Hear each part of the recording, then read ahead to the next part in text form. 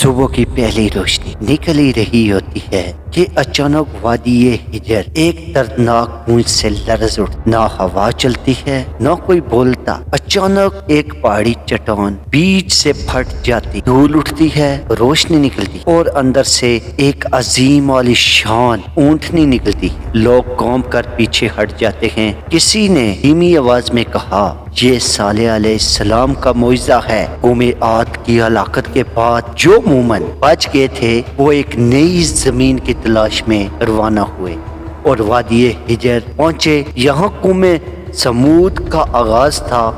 اللہ نے انہیں بدن کی طاقت، ذہانیت اور فن تعمیر کا کمال دیا۔ شکر ہے کہ ہم نے ہود علیہ السلام کی بات مانی، اگر اللہ ہمیں پناہ نہ دیتا ہم بھی تباہ ہو جاتے۔ یہ لوگ پہاڑوں کو تراش کر گھر بناتے اور میدانوں میں محلات تعمیر کرتے تھے۔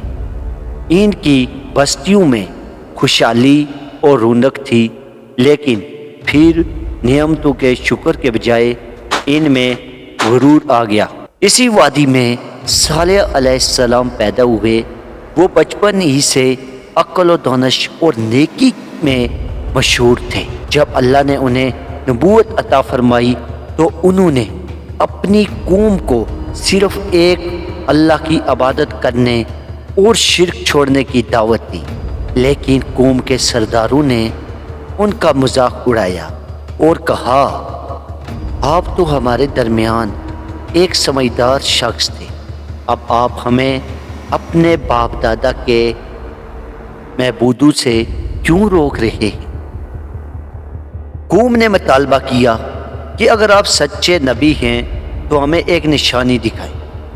انہوں نے ایک چٹان کی طرف اشارہ کیا اور اس میں سے ایک زندہ اونٹنی نکل کر انہوں نے ایک چٹان کی طرف اشارہ کیا، اس میں سے ایک زندہ اونٹنی نکال کر دکھائی۔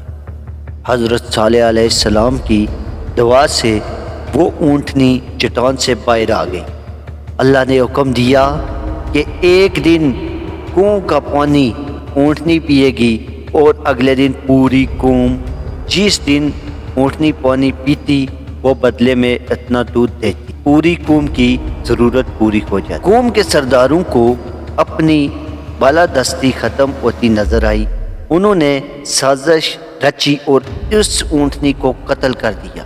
حضرت صالح علیہ السلام نے غمگین ہو کر فرمایا کہ اب تمہارے پاس صرف 3 دن ہیں۔ پہلے دن ان کے چہرے زرد، دوسرے دن سرخ اور تیسرے دن سیاہ ہوں گے۔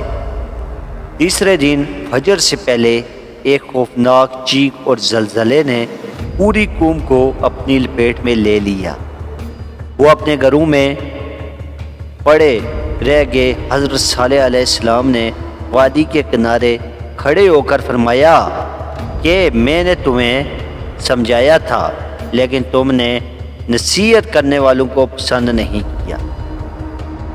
یہ ویڈیو سبق دیتی ہے کہ اللہ کی دی ہوئی نعمتوں پر غرور نہیں کرنا چاہیے، کیونکہ جب عذاب آتا ہے تو کوئی امارت یا طاقت کام نہیں آتی۔